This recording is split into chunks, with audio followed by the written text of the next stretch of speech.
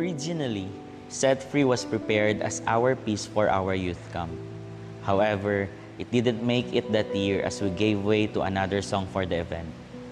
Even so, Set Free never lost its voice. The lyrics of Set Free were inspired by the honest reality that many people experience. Meron tayong silent battles. Dumarating sa point na we feel lost and we just keep on wandering.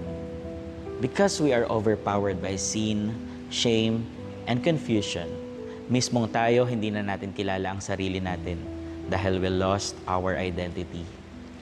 However, it also illustrates the reality that God never runs out of opportunities, even when we are at our weakest. The cry of every heart yearning for freedom, healing, and transformation is captured in lines like, "Touch my soul, hear my prayer, open up my prison doors." God continues to respond to this yearning as He breaks, molds, and restores lives. A key verse that shaped the song is John 8:36. "If the Son sets you free, you will be free indeed." The revelation was simple but life-changing. True freedom is not about escaping your past. It's about Jesus giving you a new identity, new fire, and new life. Nakaka-bless po talaga. Hindi ko in-expect, pero pinakita ni Lord na kaya niya kaming dalhin kung saan di namin kaya abutin. Overwhelming, hindi ko in-expect na makarating kami ng Grand Finals sa dami ng entries. Halo-halong emosyon. Pero yung pinakamalaki ay gratitude.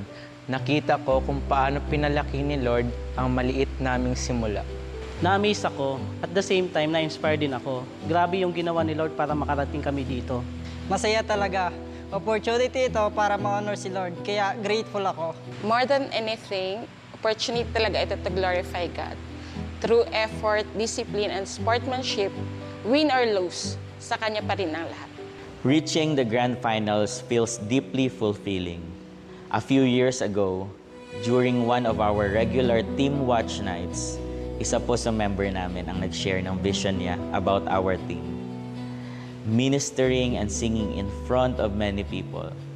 At that time, we held onto that vision in faith, not knowing when or how God would bring it to pass.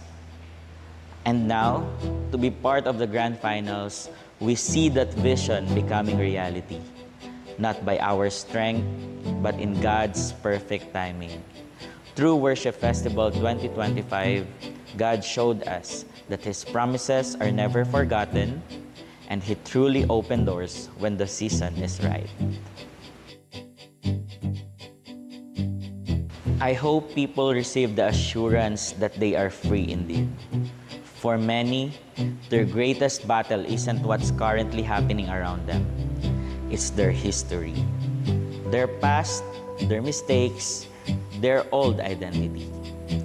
And most people only know the part where Jesus died on the cross, believing the story ended there. Yes, His death was the greatest expression of love we will ever receive. But it didn't stop at the cross. The moment He rolled the stone away, He wrote another story. A story of resurrection, victory, and new life. That's the freedom I want people to feel when they hear the song. Not just forgiveness, but freedom. Not just mercy, but identity.